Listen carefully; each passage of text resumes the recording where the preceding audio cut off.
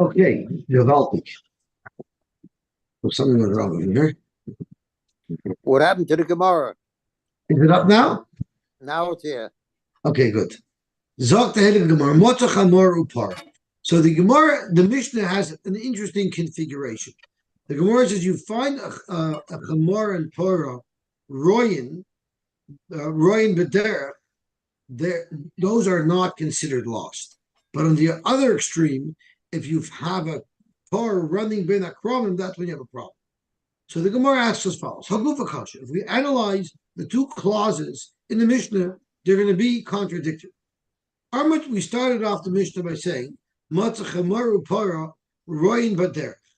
So Rashi says there's two factors. A, they're royin, they're not running wild.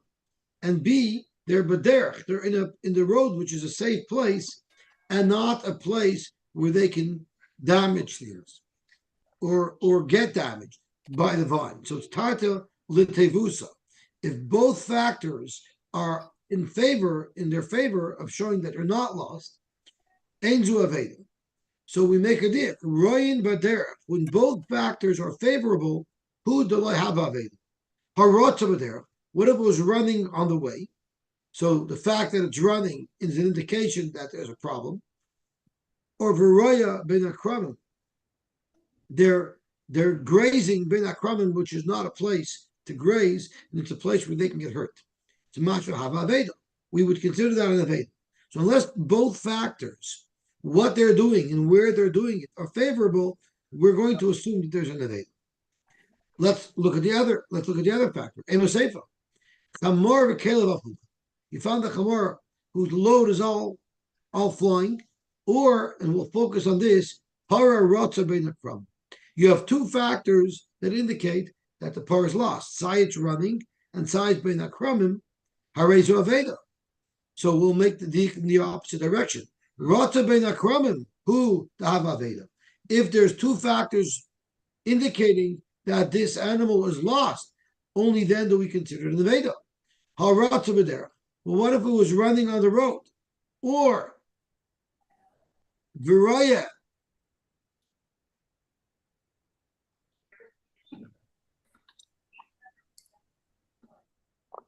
Where are we up to? Harata b'derech or Viraya ben akram. Or if it's not running ben akram, it just passed to get grazing there. Ainzu aveda, because they only have one factor working against it. So that is really the focus. If you have one factor working to indicate that this is an Aveda, but the other one doesn't. So Ratza is one factor that makes it look like it's an Aveda, and Bein Akramim make it look like it's an Aveda. If you have only one, from the first half, it's Mashma, that it's an Aveda. From the second half, it's Mashma, that it's not an Aveda. So what is it? Amar Abaye, Zakt Abaye, Yagid Olav Reyoy. This is a very interesting pasuk. And I'll touch the pasuk, but I'm not quite sure exactly how it links to our sugya, but I'm going to guess. And if anybody's in our show, you'll correct me if I'm wrong. So this is a pasuk in Eov. His Yagid Olav Reyot. Its friend will say Edus on it, which is referring to the Gedolim of the generation are going to speak in favor of their generation. What is the lotion? Mikne af al oila. It means they're going to guide us and speak in our favor. I'm assuming Abai is making a note that the Mishnah, by offering us this contradictory mashmoyasin, is actually revealing to us a very important piece of information. Is that how the ArtScroll describes this? Not exactly. So how did the ArtScroll explain it? This is from Eov that it literally means thunder will tell about it. In the context of the verse, the words mean that the sound of thunder will indicate that it's raining. So what it implies, what Abai is implying is that one case will shed light on the other case.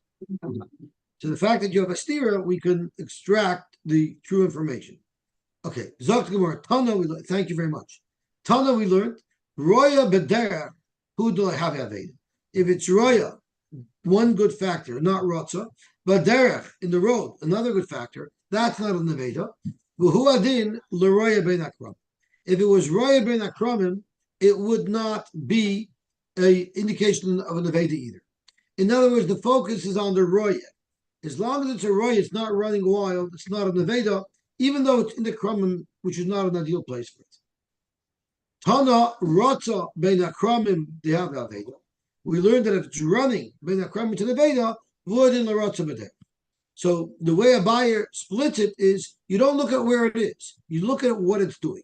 Whenever it's roya, it's calm, it's grazing, we treat it like it's not an Aveda. Whenever it's running, we treat it like it is an Aveda. Can I there's something fundamental I'm not getting? When it's running, I mean, it's eventually going to stop, right? Or when it's grazing, it may be soon running. So 1 minute it's an Aveda, 1 minute it's not. How does this work exactly? Well, it seems when an animal's running, it's sort of afraid and panicky. So yeah, but it's going to stop. Maybe when you approach it, it's running, it's afraid. And that's what I'm thinking. When it's roya, if an animal is grazing in the field and you walk up to it, it's likely not going to run. It's grazing. But if an animal is lost and disoriented, it's likely to run on any stimulation. So that means if it's approached, it runs. Is that what it means? I'm assuming so, because like you said, is it running forever? Eventually, it's going to get tired and stop. So that's how I understood it. Okay. So let's see the Gemara. Amalei Rava. Rava said, "I don't like your pshat. If that's what you're going to say, that the Mishnah is teaching us this information, the Mishnah didn't express the information and present the information in the most logical fashion. Because listening kilsa the chamiros. You should always tell us the case with the biggest chiddush, and then we would know the case with the lesser chiddush. For instance, listening rotza b'derech. Even if it's not running in the keren, it's only running in the derech. Tell us the derech to have aveda, and then we can figure out on our own the koshkein rotza ben akramim. So if that's the pshat in the Mishnah Zaprava, then the place where the Mishnah teaches us that rotza is an indication that it's an aveda should have been in the case where the location does not indicate that it's an aveda, and then we would see clearly that it's the running that creates the image that this is an aveda. On the other hand, the listening roya ben akram to teach us that it's not an aveda, give us the most chiddush example of roya when it's roya in a place where it doesn't belong, and tell us even there do I have aveda, and then we would know the choshkin roya b'der. And because the Tana presented the information in the way that he did, not the way he should have, I'm going to say a whole different shot in what halach is. Elamar Rava, it all depends. Rotza loy kasha. You had one diak that indicates that if it's running, no matter where it is, it's going to be an aveda. And you had one indication that said if it's running in the derech, it would not be an aveda. What's the difference? Hadapa lagabi dabra, hadapa lagabi masa. If it's running towards the city, then running berchoiv would not be considered an aveda, because it clearly knows where it's going home. But if it's running in the direction away from the city, that indicates that it's lost. And therefore, it's not a steer to the yukon. We have a diik that's rotza be'ir is an aveda, and that's referring to it's running away from the city. And we have a diik that when it's rotza be'ir, it's not an aveda, because that's where it's running to its home. The same thing with the roya aroya namilakash. It depends. Kan ba'vedis gufa.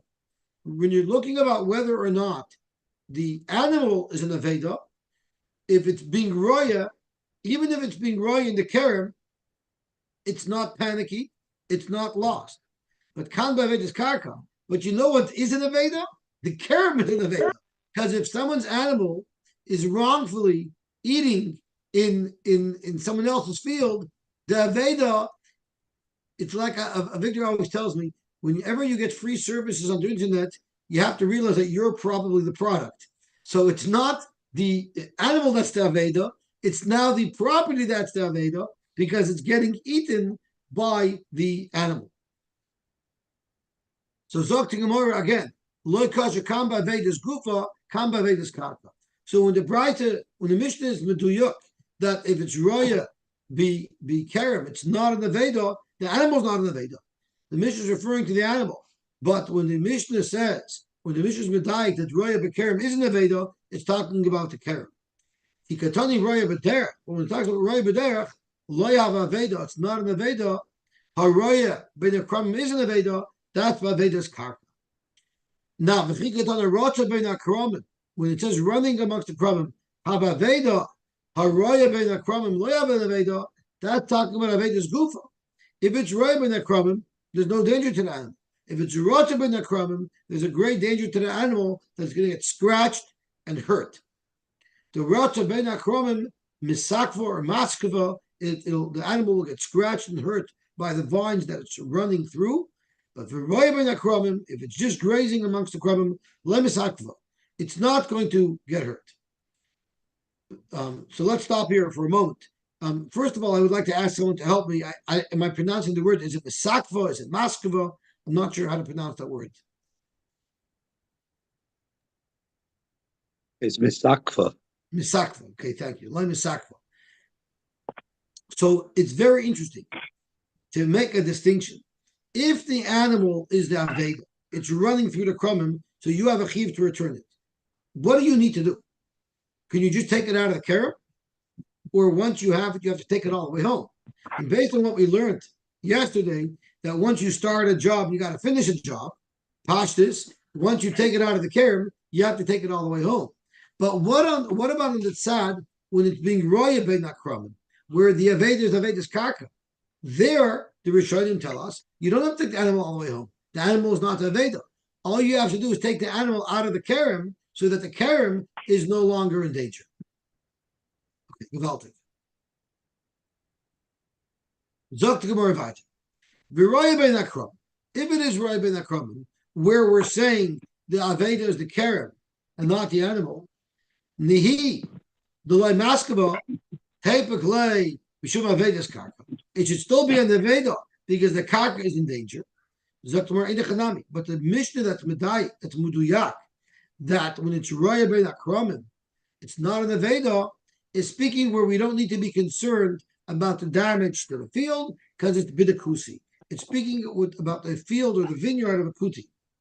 Frank the Gemara, the tepek lay mishum Aveda's gufa the dilma katula. If you're a kuti and you see some animal invading your vineyard and eating your vines, you pull out your shotgun and you shoot the animal. So oy bezoi, now it is an Aveda. If you see an animal grazing in a kuti's field, you better get it out because it's going to get shot. I'm not sure how we deal with the factor of what if you get shot when you're trying to take the animal out. That I'm not sure. Zok Gemara, ba'asra the masra b'hadakatli. It's a place where they first fire a warning shot before they blow you up. And therefore, you don't have to worry about the animal getting shot. It's even better. You wait for the guy to first fire the warning shot, then you go in and take it out. Again, I'm not sure exactly how that works. I would typically feel a lot more comfortable taking the animal out before the warning shot was fired, not after. You know, when you hear the click of the bullet getting into the chamber, I'm not sure how comfortable it is going in to rescue that animal. Frank Gemara, how do you know when you showed up that the animal didn't already get the warning shot? Maybe by the time you showed up, the warning shot has already been fired. And therefore, how could you think that this animal is not an Aveda? This animal is about to get its brain blown out. V'dilma asruba, Zok Gemara, I asruba v'lo yisaruba. If they're already warned, if the owner's already warned so it's not really accurate what I said. It's a warning shot. It means that the owner of the field goes to the owner of the animal and says, take care of your animals. I'm not interested in your animals wandering through my field and eating it. So if the owner was warned and he still wasn't careful to keep his animals from grazing in other people's vineyards, vade aveda midas. That means the owner is literally giving up his animal and he doesn't care if it gets shot. You surely don't have to go in there and risk your life to save it. Beautiful. Now we're into a very fascinating Gemara that takes us on a tour through Shas, examining double Lashonos. So the Mishnah tells us, "Chzira ubarcha, chzira ubarcha." no matter how many times you return an Aveda, if the animal runs away again, you have to continue to be Mekayim, the mitzvah of Hashavas Aveda. Why don't we dash in the pasuk as follows? Hashev, it says Hashev Teshiva. So Hashev means return it once, Teshiva means return it a second time, praise Himni, and then that's it. Who said your responsibility is unlimited to continue to return an animal that gets lost? Omerlei, Rava answered. Yeah, but Yosy, Teshiva even in Pshat means two, so it should be at least three. Okay, so Hashev Tashiv, it says Hashev Teshiva. Talmud was actually ma'ir that. When did it show them ma'ir that? And Hashev Teshiva maybe means three. If I'm not mistaken, if I remember, Rabbi Rasa spoke out from the Yerushalmi that he asked, it could be Hashev one, the Teshiva two, it means three. But Rava said, in fact, the word Hashev in and of itself has a meaning of afilu kuf pavamashma. So the word Hashev alone says that you're never getting away with this. You have to continue to return it. Teshivim is a whole new limit. And it teaches us ainly al basic. I would only know that a proper returning of an Aveda is bringing it to the home of its owner. What about liginasa is guarded, ulukravasa, or is ruined minayin? And we're going to soon see what the difference is between a bias, a gina, and a churva. You can even be yotze returning an Aveda to the gina or the churva. Or this gina and churva. If it's watched, it's guarded, it's safe. When you put the animal in there, you can assume it won't be taken out. So that's just like returning it to his house. Pshita. It doesn't say anywhere has to be your house. You have to give it to the owner in a secure fashion. Either loy and if it's not properly secured, and anybody can go in and take it, or the animal can once again wander out. Why would we possibly learn from the Shivim that that's a valid Hashava? It was a safe place. But even though you're putting it into a safe place in someone's home, if you don't tell him that you returned his animal, how is he going to know to feed it? How is he going to know to care for it? Even though the animal will not know and he will not be notified, when you're returning an Aveda, that's good enough. That doesn't necessarily work for Geneva or for a Shomer. It's only a special kula that applies to a Shomer Aveda. Again, the Rishonim speak out as a factor of the Recheda Achinoyam, is a limit to the burden that the Torah places on somebody to return Avedas. You get it back into his property into a secure fashion. You don't got to be busy about notifying. That fulfills your requirement. Every hashava, like a gneva, like a shomer, requires that bailam. Chutz me'hashavas aveda shatoira ripsa hashavas hard. The Torah is making it easy to return an aveda. Now the Gemara goes to the parish of Shiluch HaKein. It says, Shalech t'shalach esa'im, v'esabonim tikach loch, umanitav loch, v'arach. So let's say the same thing. Shalech is chada, zimna, t'shalach is treizimni. But who said you have to continue to send the mother away an unlimited amount of times before you can take its young? Amalei, so Rava said the same thing. Shaleach is afilu me'at pavimashma. Tishalach is a whole different halacha. Ainly a little davar rishos. I would only know that you have to keep on doing shiluch hakein if you want to use the birds to eat. But the davar mitzvah, what if you need it for a mitzvah? Rashi suggests you need it for the tzipayre mitzvah. You need it for a mitzvah. Minayin, how do you know that there as well there's a mitzvah shiluch hakein? So of course, the Rishonim jump on this. And why do you need a pasuk of the shalach? The halacha is einasei doicha loisasevasei. And even though there's a mitzvah to do the tzipayrim of the Messiah, but by shaluch hakein there's a loisavasei. It says loisiga ha'em al badim, and it says shalech the shalach haseim. So I know through the general rules of the Torah that you're not absolved from doing the mitzvah of shiluch hakein. So why do I need a pasuk to tell us that you're potter? That you're not potter, that is.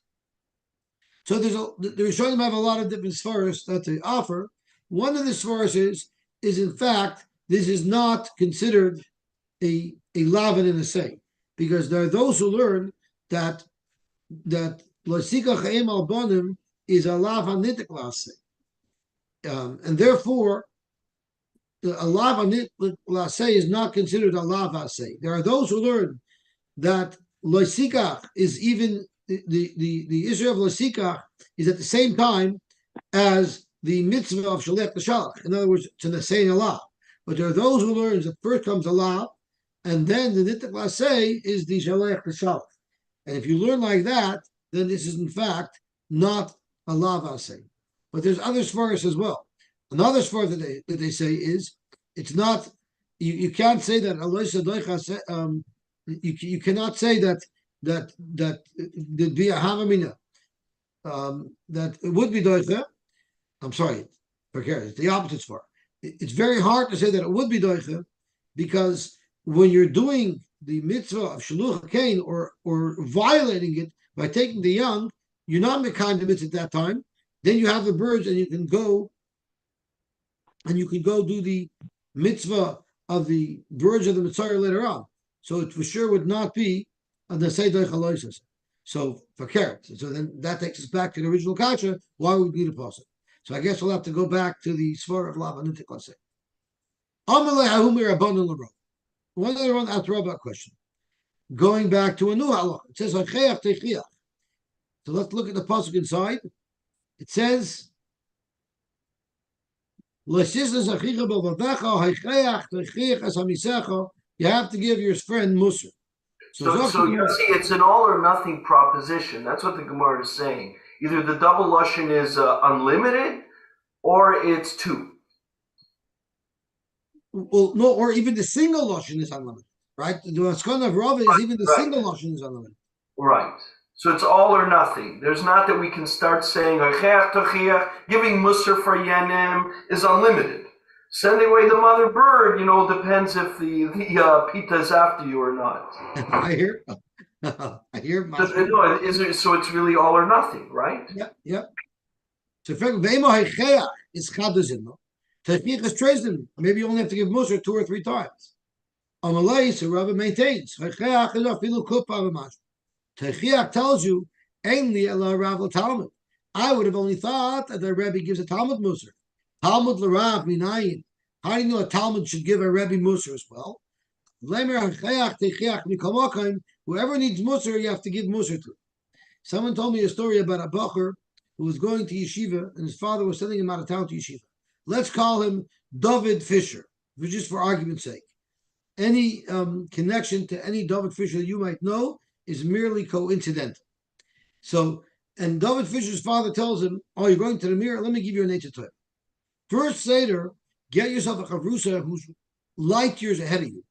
And this way he'll be able to help you prepare for Shir, and he'll give you a deep understanding of the Gemara, and you'll really know it well.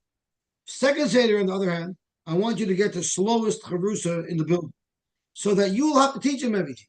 And this way you will have to harva, and you'll have to learn how to articulate shot clearly, and you'll steiger gewalt." So he told his father, "It's a great idea. That's what I'm going to do." And in fact, that's exactly what he does. And he finds a first Seder chavrusa who's exactly how his father described him, top of the line, unbelievable.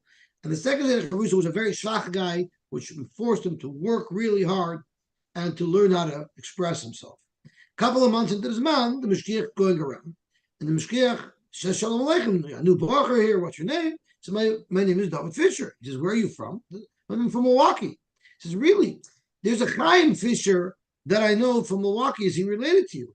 He said, "Yes, he's my father." So the Mashiach tells him, "Gewaltig, he was my second Seder Chavrusa for 3 years." Dr. Gemara. Azoiv Tazoiv Ima. There's 2 psukim that discuss helping somebody with an animal. One is referring to a case where the animal crushed beneath its load, and your chiyuv is to unload that animal and help it stand up and get on its own feet. And that's the pasuk in Shmois, Kisira, Chamar Sainacha, Roivet Tachas Masoi, V'chaldalto Me'azoivlo, you're not going to help him, Azoiv Tazivim. This, the Gemara is going to tell us, is referring to perika. You see an animal that's crushed below its load, you must unload it. you must help your friend unload it.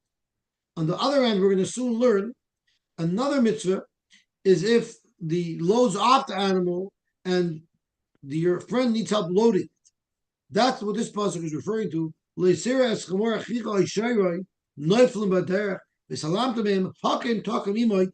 the animal up, get it loaded up, get it ready to go. So there's a mitzvah of prika and there's a mitzvah of te'ina. And the Gemara is going to delve throughout the next blood and a half exactly what the parameters of these mitzvahs are. So let's just start with Azoiv Tazav. Azoiv Tazav Imoy. Ainly Alabayla Imoy. That's only if the owners are there. She'ain Balav Imoy. What if the Bailam aren't there at all? And the Rishonim tells us that means what if you're old and they're not able to help you? Because we are going to learn that if they're regular able-bodied people and they stand there folding their arms and they, well, you have a mitzvah, I don't, so you do it yourself, then you don't have to do it. You only have to do it if they're there, but they're not capable of helping you. So, the double lotions to tell you that even if there's no one there to help you, the Bailam aren't there, you still have to do it. And now the Gemara goes on to Hakim Takim, which is the parsha of Te'ina, of loading. Hakim Takim, Imoy ainli ela balav Imoy, Shein balav Imoy minayin, Hamalema Hakim Takim Mikoma. For the Gemara, once I know that you have to unload an animal, even though the Bailam aren't there, so too, I should figure out that you have to load an animal, even though the Bailam aren't there. Once I know that you have to load anyway, and I know you have to unload anyway, and I already know that unloading is required, even though there's no Bailam there, why wouldn't I say that you have to load, even though there's no Bailam there? And again, I'm explaining the kasha the way Tosfos explains it, that it's not a kasha but halal why we need to teach us about the mitzvah of prika separately and the mitzvah of tina separately. There's a special reason for that the Gemara will get to. Our question is, now that we already know both mitzvahs, why did the Torah have to teach us this extra pitchivke that you have to do both of these mitzvahs even if the Bailam are not there?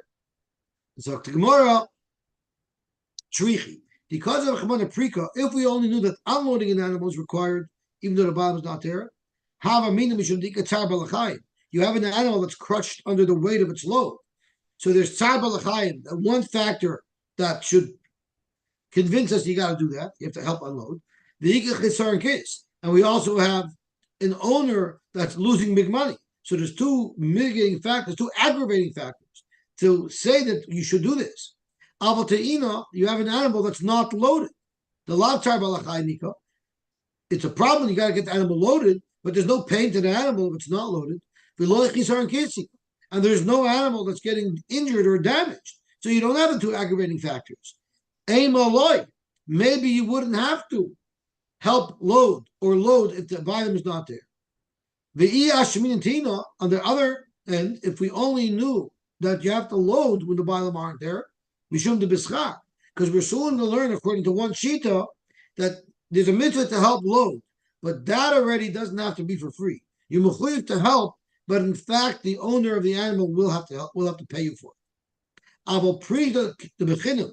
But unloading, we know there's a chiyuv to do that, even though you're not being paid. Maybe there, I don't have to do it if the Bailam's not there.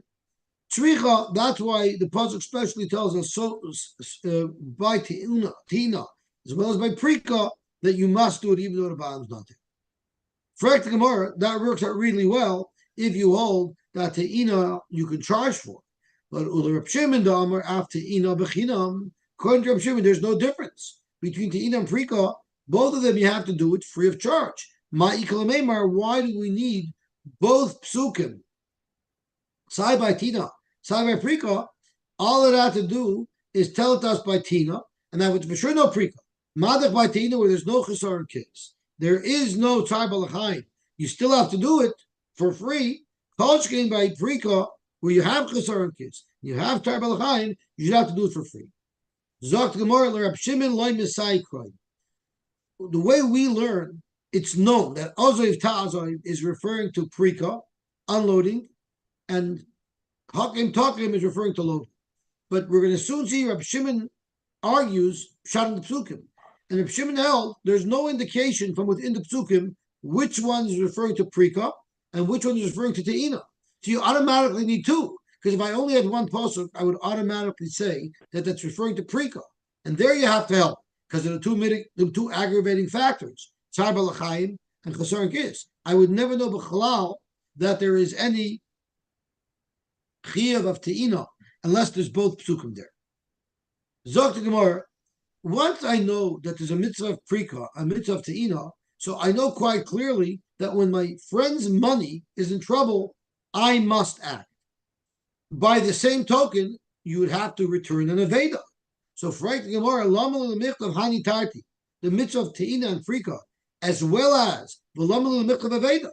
Once I know you have to do Te'ina and Prika, by extension, from the fact that I have to help rescue my friend's money, I would have to return an Aveda as well. I would not know one without the other. Because of Rachman Hanitarti, if we only had Tina and Prika, I would have said, the owner is suffering quite a bit when these things are going. Even if it's a matter of loading, it's very painful to someone who needs to load his animal and get going, and he's helpless to do it. And Saira Dida Isa. There's also pain for the animal. Avalaveda, the Saira Demora Isa. Yes, the owner is very in pain, he lost his Aveda. So we just need to stop for a second, because the Gemara just said that Sai by Prika and Sai by Te'ina, you have both aggravating factors. You have Tzara Demara and you have Tzara Dida. Where is it Tzara Dida if you're not loading up an animal? An animal is unloaded. Why would that be a Tzara? So I believe I saw this in the Ritva, but Kubi Tosfos says it as well. I believe Tosfos says it as well, but maybe not. So the Ritva says, because when the animal is not loaded, the Bailam don't feed it. So there's a tsar for the animal wants to get to work, because when the animal's doing productive work, the animal will get paid, will get fed. So it's not mamash tsar balachayim, but there's still an aggravating factor as to why the Torah would be mechayiv that you load it. But Aveda doesn't have that. Emaloi. So you might ask, what do you mean an Aveda doesn't have it? If an animal's lost in the kerem, he's getting banged up. We just learned that. The Torah says we're speaking about an Aveda of an inanimate object. If your Rolex was lost in the kerem, your Rolex is not suffering any pain. But boy, are you suffering a lot of pain. V'yashmin Aveda, and if we only knew the Torah only talks about Aveda, I would have said Mishum Delesa Lemorabada. There, the owner is not present. If he was present, then it wouldn't be lost, right? So then the owner is not there to be able to help. Turning on to Amud Beis.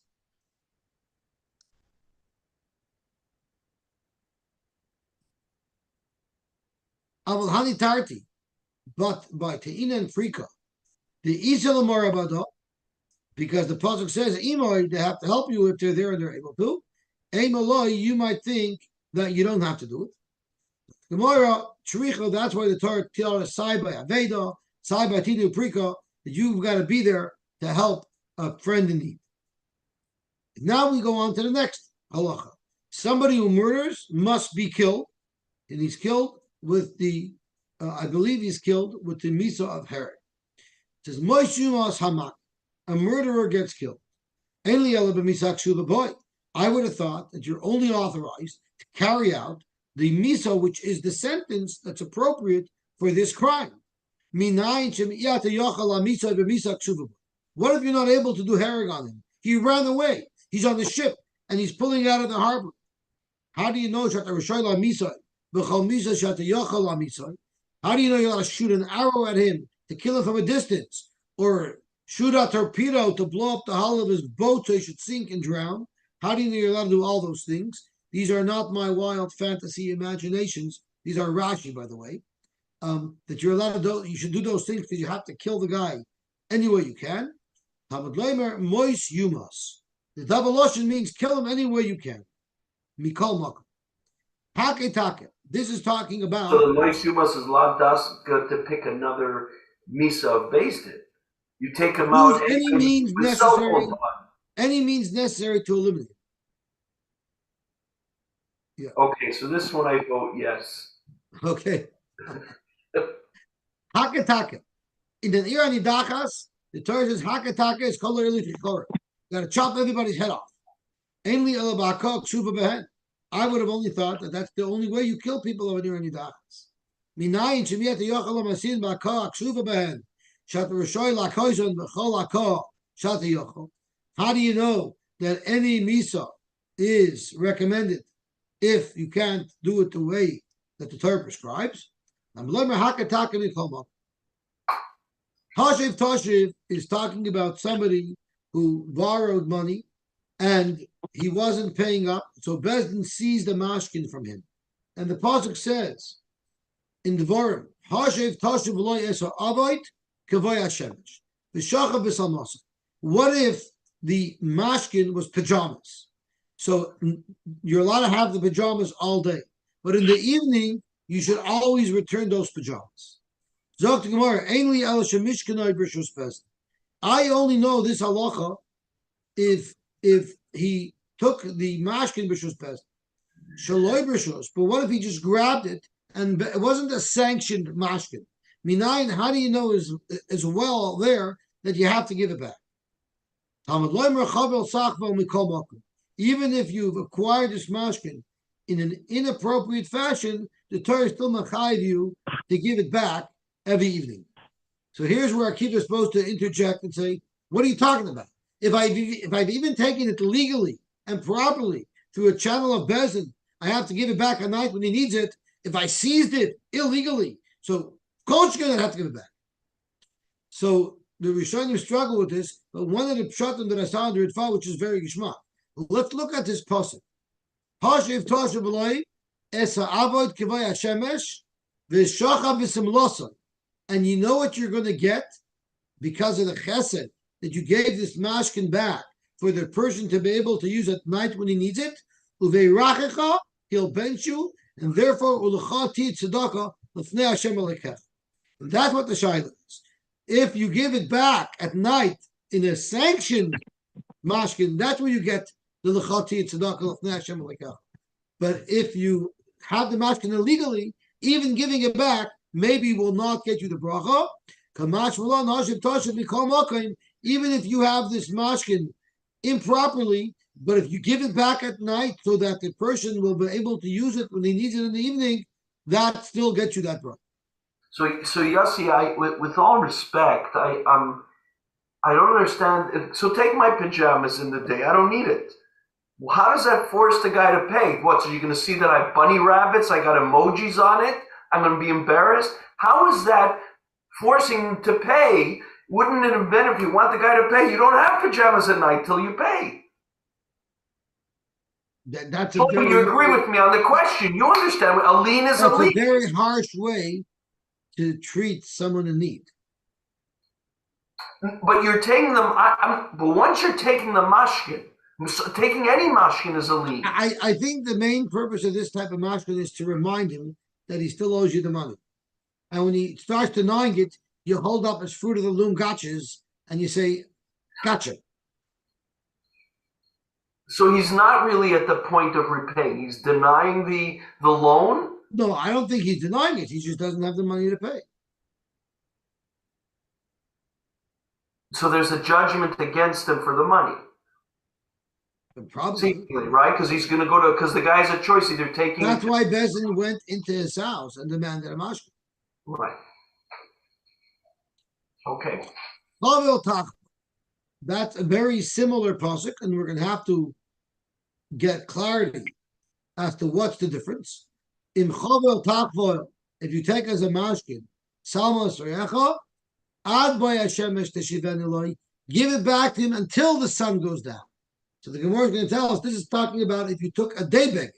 If you took a day beged, then you have to give it back to him during the day. So basically, you have a day beged and you have a night beged, and you come to him every morning and every night to swap. I'll give you your pajamas if you give me your clothing, right? And in the morning, I'll give you your clothing if you give me your pajamas. Okay. So Zok to Gemara weiter. Chavoil Tzachboil, Ainli Allah Shemishkanoi Bershus, Mishkanoi Shaloi Bershus Binayin. Why do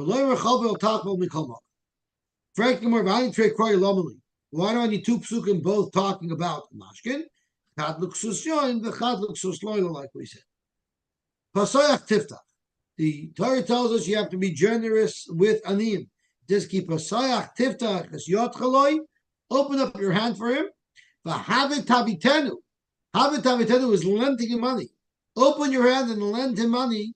Dei machzor yasher yachzoloi, as much money as he needs to borrow. Zok to Gemara. Eli ala laniya yircha. I would only think you have to help anim in your own city. Laniya yircha cheresh minayin. How do you know you also have to help anim from another city? Tamad loimer posayach tiftach mikol mokum. Noton titain is talking about when someone frees an eved, he has to give him severance. He has to give him. Yes. Isn't Havi Daviteno also a double lashon that we can learn something from? That's In a that same good China. I don't know why the Gemara discusses it in just a minute. Yeah, the Gemara gets to that in just a minute. So that's when Noson titain. So the pasuk says Noson titain loy. Don't feel bad giving him anaka, because look at what good he brought to your company.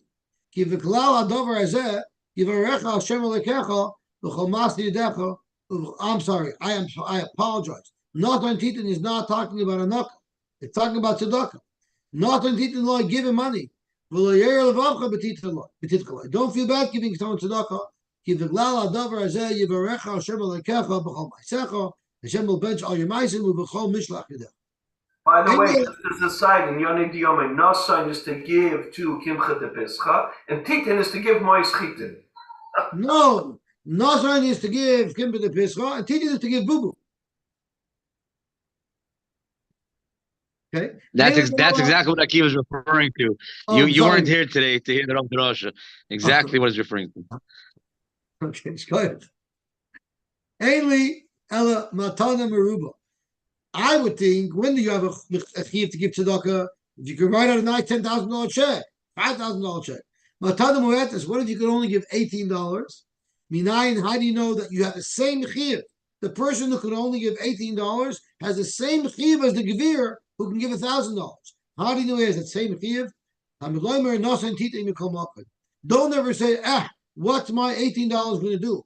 You have the same chiyuv to give your $18, which should also tell you that Hashem appreciates your $18 as much as he appreciates the $10,000 of the gevir. Now, the recipient, I'm not sure, has that same attitude. But there's Tanik. Everybody, you remember the story about Rabbi Gifter with the $18? Can you remember that story with $18? Shlomo, remember that story? Rabbi Gifter once went to a very, very big gevir, and the big gevir wrote him out a check for $18. Now, I'm saying this story by prefacing my attitude in general to stories, that good stories don't necessarily have to be true. So the gevir gives him $18. And he said, ich will erzählen am meisten. Hamol gewinn a Yid, nicht gewinn als gewaltige Talmud Chochem, nur nicht als große Tzadik Eichnet. Kennen Sie einmal vielleicht Ton, wie einmal eine Wehre Eich. Und ist weg, kommt rein in der Oilem Emes, stellt sich vor der Besen schon ein. Und so kommt rein die Kategorien, die schwarze Malochen, und legen dort auf ein Heif, ein schlechter Avere, und ein zweiter schlechter Avere, und noch ein paar Minuten wird gebeut ein Heif, als ein Heif wie Mount Everest, wenn schwarze, schreckende, pachendike Malochen, was repräsentieren die alle gefährlichen Averes, was der Jid hat getan sein ganz Leben. They represent the horrible sins that this guy did his whole life. And it's not looking good. It's not looking good. And all of a sudden, one measly, white, beautiful, shiny, pure, fiery Malach jumps in and says, I'm here with Schus HaTorah. This Yid once gave $18 to the Talmud Yeshiva. Throw away all the Averis, wipe it all away. He has $18 to the Talmud Yeshiva. So the Kategorim said, what are you talking about? But that's one mitzvah. But look what's going on over here. There's no way you can neutralize all that with that $18. And a fight broke out back and forth. They couldn't reach an agreement. So they decided they have to call the Rebbeinu Shalom himself to analyze this situation, what to do. So the Rebbeinu Shalom comes and looks at the situation. And he says, well, the first thing we need to do is we need to assess how much Schus HaTorah can you possibly buy at the Telz Yeshiva for $18? How are we going to quantify that? We need to speak to the Rosh Yeshiva. So I get a call one day from the Rebbeinu Shalom. They look Motel Gifter. Wie viel Chuzatere can we give in the tells yeshiva for $18? Aber gesagt mein Rabbinisch Leben, das ist Gott amod eine Frage. Mit noch keinmal mit gefragt ist eine Frage. It's a very weird question. How much money, how much Chuzatere can you buy with $18? Sag mir Rabbinisch Leben, tell me. Was fragt du as a Frage? Why do you need to know this? So the Rabbinisch Leben explained to me that the Yidden did a whole bunch of Averis, and now he gave $18 and tells the yeshiva, and he wants to be saved from his Averis. Give him back his $18 and let him go straight to hell. So, like I said, a good story doesn't have to be true. I can't imagine Rabbi Gifter said this, but it's a good story. Okay. But he for sure was tempted to say it, for sure sometimes. Okay. So, Zok to Gemara Baita.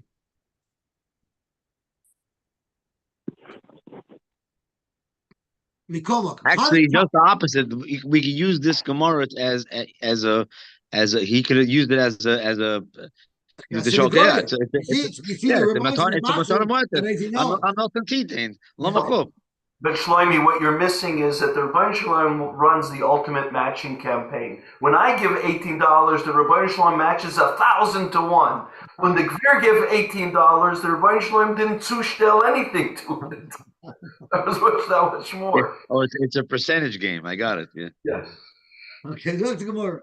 Hanik, you have to give severance. Ainly Elish in this bar Chabayis Beglo. Because the Torah says, Hanik Tanik Loi, Mitzancha, Migornecha, Mikveka, Asher Beiracha, Hashem Alakecha Titin Lo. Since the Kadosh Baruch Hu gave you much bracha due to the hard work of this employee who's now leaving, you owe it him. So Zok the Gemara, Ein Li Elish in this bar Chabayis Beglo Manikin. I would only know from what the Torah says that if this employee, in fact, made a big difference, and he helped the company prosper, sure, then you give him a knocker. But what if what if he was the CEO of Hertz and bought millions of dollars worth of Teslas that he can't lease out? What if he messed up the company? How do you know he's entitled to severance?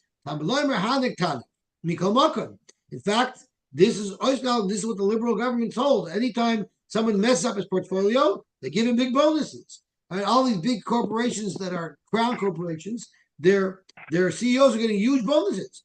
We make fun of it, but Lamai says it's Hanik Tanik Loi. Even though, but there's one caveat. Hanik Tanik Loi, when you send him away, if you fire him, yeah, you can give him a nice severance package. It's a severance package, right? It's not a bonus, right? That's right. Rabbi Lozer ben Nazariah do Amar. How about according to Rabbi Lozer ben Nazariah, who's a little tougher on these people, and he says, Nisbarach habayis begloli manikin loy. Loy nisbarach habayis begloli ein manikin. So according to him, what do you learn from the double lotion of Hanik Tanik? Lomeli. The Gemara Dibra Torah Koloshin b'nei Adam. The double lotion of Hanik Tanik doesn't really mean anything. You can't learn anything from it. So is Rabbi Lozer arguing on all the pshatim we just said from Rava on Amar Aleph? Zok Tosfos no, and we'll see that Tosfos soon. Havit Havitenu, that was the pasuk that Shlomi brought up earlier. When do you have to lend somebody money? If he has no money, and he has nothing that he could sell, but he still does not want to take from tzedakah. So if someone doesn't have any money, and he doesn't want to take from tzedakah, so lend him money. Amar Rachmana, 10 loy derech halva. Notice, it doesn't say lend him money. It doesn't tell aveyu. It says 10 loy derech halva. You know he's not paying you back. Let him think he's borrowing it. 10 loy, you give him a gift, but it will be only derech halva. He'll at least feel like he's borrowing money. But what if you have a different type of guy? Yesh loy. He has plenty of his own money, but ve'ena roitzel isparnus. He does not want to use his own money. He wants to preserve his capital. He wants to borrow your money to make money off it. Minayin, how do you know you have to lend such a person money as well? You have to, if someone needs money, even though he might have his own capital, you have to lend the money. That's what some people learn. Uler Reb Shimon de Omar. And I see the little Zion is here, so we seem to pass like Reb Shimon. Yesh loy vein roitzel isparnus. If someone has money and he doesn't need to borrow, but he just doesn't want to use his own money, you don't have to lend such a person money. Tavi tenu lomali.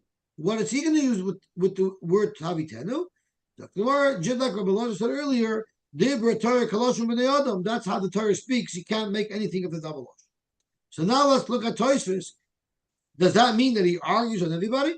In time perfect Tosfos, the Chiles Lahu Kol Hani Droshes to La'il is Rabbi Elazar and Rabbi Shimon arguing on all of the Gemara we just learned. Valiba de Rabbi Shimon, Mashani Nami La'il, Lemisai Mikroy. Uberosh Hashana, Dorish Nami, Rabbi Shimon Asher to Aser, Echad Mansha Dogon, Echad Mansha Be'ema. So we have Rabbi Shimon. I'm not sure what this kash is, so I'll skip this. V'yeshloimar the Davka Hacha Bahani Trei Kroi Amrina on Dibra Torah Koloshim B'nei. It's not across the board that you say a double lotion isn't anything to make hay out. It's Davka in these two cases. Mishum the Muchachi Kroi. Because there the Pasuk Mineu Bey tells us not to make those drushes. The Chsiv Dei Machsoira.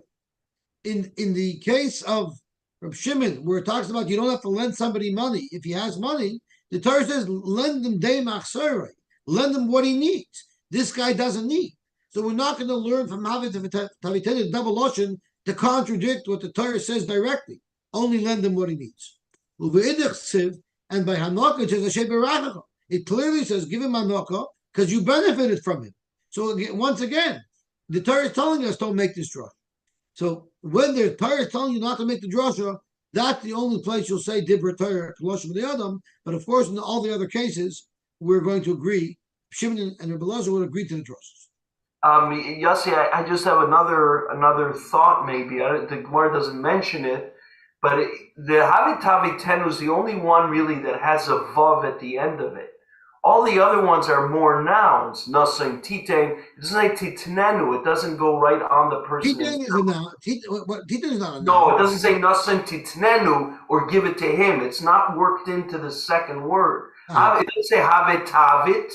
So Havit Tavitenu is personalized. Personalized. That's what I mean. It's adding the vav in it. That's the only one that seems to have the vav afterwards. All the other ones, Shalech Tishal, doesn't say Shalech Tishalchenu.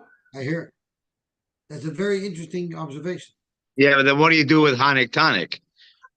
Right, which they also the Gemara answered the same answer. Oh, that's just a kasha. No, you're right. Good aura, good. No, so Hanek is because of the hay in the beginning. It's a little bit different also. That changes it. That changes a little bit grammatically the rest of the word. I hear it. Okay, so let's see the Gemara right. Hayabatal Manasa. What if he's going to lose a sala of pay in the time that he's going to have to engage in returning this Metzia? He cannot demand the full amount of salary that he lost while returning the Metzia. This is a big machlokes Rashi and Tosfos. What this means. Rashi learns schar kapayel is, let's say he is a bricklayer. It's very, very hard work, and he earns $100 an hour. So you look at a bricklayer and say, how much would you be willing to reduce your pay? You could make $100 an hour, but how much would you be willing to reduce your pay to do a much lighter job, like you're picking up this Metzia? He won't be willing to do $5 an hour. For $5 an hour, he'd rather bust his back and earn $100 an hour. But he might say, you know what, for $60 an hour, if I don't have to work so hard, I might make that concession. So Rashi learns that means $60 an hour. Tosfos says, no, it's a pile button. You don't get paid what you would be willing to concede not to work for. Rather, you get minimum wage all the time. So Rashi learns it's not minimum wage. It's what you would be willing to work for with a lighter job. Tosfos learns it's minimum wage. This is not Tosfos here, it's Tosfos later in the Masechah. So let's see the Gemara. Tana we learned. My kapayel bottle, Amrabaye, kapayel bottle shall oisum malacha the batel mine. It's like a pile bottle of that malacha. And Rashi says, like I explained earlier, Kama Adam writes a litoil, v'lifchais mischarai, livatel mimalacha zu kveda shu oisik ba, v'latzak b'malacha kala kazu. How much would I be willing to concede for my $100 an hour salary of a bricklayer to do something that's not as hard? Of course, it's a sliding scale. It all depends on what he was going to do and how much he would make. Yesh malacha shetarcha kal uschor rav oichilov. There are some malachas that are easier and make more money, or vice versa. So that it's not a fixed formula. It's an analysis. If there is a bezdin, then you can say, "Listen, bezdin, I'm happy to return as aveda, but I do expect to be paid in full, my full salary, because otherwise I'd rather continue being a bricklayer." So the Gemara, Isiver of Safra were partners. Ovid Iska b'hadei adami, and it wasn't in cash; it was in assets. And the Ozer of Safra public label died to the Isser.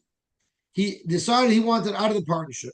He couldn't just take 50% of the cash because it wasn't cash. So he liquidated part of the assets to take his money out of the investment. Or he took half. But he didn't just do it on his own. He did it in front of two people to sort of get legitimacy to what he did, that he's not taking advantage. Also, look, I made the Rabbi Barafuna. They came to Rav Huna, so the Shutov came and said, "I don't know that you split it up evenly. I don't like what you did." So they went to the entire to Rabbi Bar Huna. Amalei, Zil Isi Klosa, the Palgas Kamai.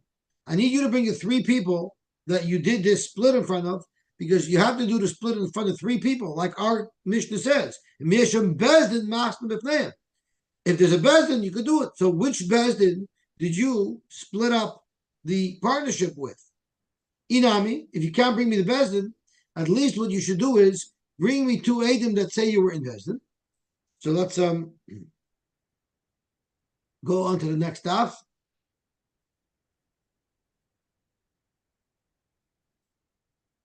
Trey Migav Klaus. Bring two out of those three people to say Eidos that there was a Bezdin there. Binami Trey Sad to get me two Adam that had nothing to do with the Bezdin, but they saw that you did do this separation in Bezdin, the Paul was Babit Klaus. Omer Lay, so he told him, I guess, who was the one who did the splitting? I don't have the Gemara here. Who was the one who broke up? Safra? It was Safra told the Dayan, Minolacha. How do you know this? Maybe it was enough. Omer Lay, what do you mean? We have the Mishnah here in Elam Metzias. It's not, Yesham Bezdin, Masam B'fnayim. Ain't Sham Bezdin, B'fnayim Yisna, so like item. If you don't have Bezdin, you can't make the T'nai. So you don't have a Bezdin, you can't do this splitting. Amalei Safra said, what in the world does splitting up with a partner have to do with not picking up an Aveda or demanding full price for the loss of wages? Midami. In our Mishnah, I'm actually trying to make somebody give me money. That's not mine. I want to make the owner of the Aveda pay me my full salary as a bricklayer of $100 an hour to return his Metzia. There you need a Bezdin, mean a Bezdin. Avalaga, Didi I didn't take anybody else's thing. I'm taking my own money. Gilui Milsabamu. We don't need them to stamp and create any type of beschivas. They're just assessing the value of something. Why would I need a Bezdin? Betray Sagile, surely two should be enough. Teda, and I'll prove it to you. It's not be learned. An almana who needs to collect mizonis, an almana is entitled to be supported off the estate until her tshuva is paid in full. So the law is, if she needs food, she's allowed to liquidate the assets of her husband. You don't even need anything. So you see clearly that I was allowed to do it, and don't demand for me that I did it in front of Bezdin. Amalei Abaye, and Abaye told him, "Belav me itmer Allah. Did we not learn? Amar Rab Yosef Bar Ben Yume, Amar Rab Nachman, Almana Einet Shricha Bezdin Shal Mumchen. An almana only doesn't need a Bezdin of Mumchen. Aval Shricha Bezdin Shal Yoitis. You still need three people. So Avada and almana need three people. She doesn't have to go to an official Sanhedrin, but she can get three people together, and therefore you, Reb Safra, still would have needed three people. And unless you can show me that you did this split in front of three people, we're going to have to undo what you've done. Okay, Baruch Hashem, we finished Daf Lamed Aleph, and tomorrow with Hashem we will learn Daf Lamed Beis. So we're going to learn at 7, and we'll learn at 9. And I think at 7 we'll learn on 7613, but at 9 Daniel will be saying Shir, so we'll learn on 1948 on Channel B. And we'll show it in the room, right? I'm here, and I wanted to put on the television, but I don't know where the catcher is. So I just used my phone. I'm the only one here. I thought maybe Chaim would show up. Oh, but I don't know whether is are in you